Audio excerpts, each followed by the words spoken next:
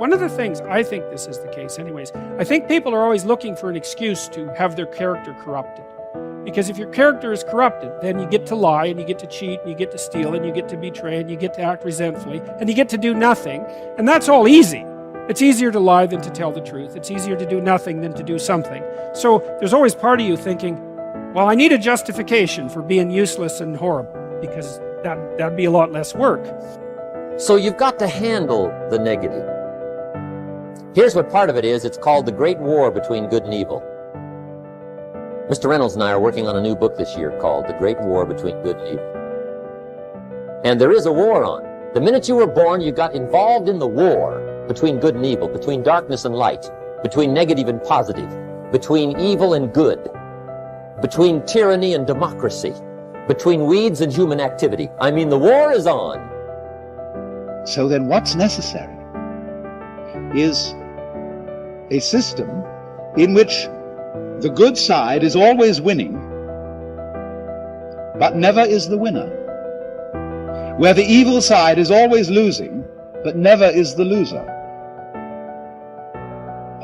That's a very practical arrangement for a successful ongoing game which will keep everybody interested. And you must recognize then that this outgroup is your necessary enemy, whom you need. He keeps you on your toes. But you mustn't obliterate him. If you do, you're in a very dangerous state of affairs. But darkness is always trying to move in and take all the territory. But if you turn on the light, its energy starts to repel darkness. Darkness begins to move away. And the brighter the light, the further away the darkness must move. If you walk into a dark room and turn on the light, the darkness is what? Gone. But here's the point to remember, not very far. The darkness seems to be, yes, it's gone, but it's waiting for its chance. That if light loses its energy, darkness has a chance now to move back in. Battle between good and evil on a playing field of chaos and order. It's the eternal game. And, you can play that out in the external world, but part of what the religious enterprise is about, and the Christians have really contributed to this, is the notion that sacred battle is fundamentally spiritual, which is to say, in some sense, fundamentally psychological. It's to be fought on the battleground of the soul, internally. It's a subjective issue. How do you defeat evil? You defeat the evil in your own heart. That is how you do it. Now here's the good news about the war between good and evil. Evil is no match for good, but good must be active. Weeds are no match for human activity, but if you stand still, how far in will they come? All the way. They'll grow right up around your shoes. But if you get busy, how far back can you take them? As far as you wish.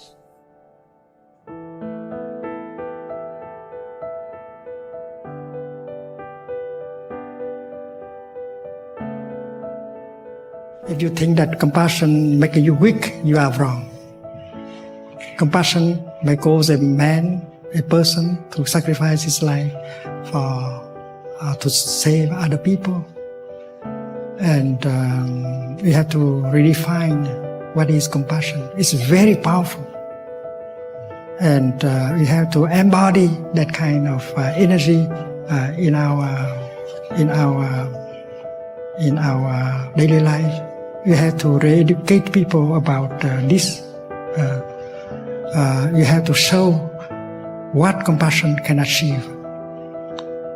When someone is angry,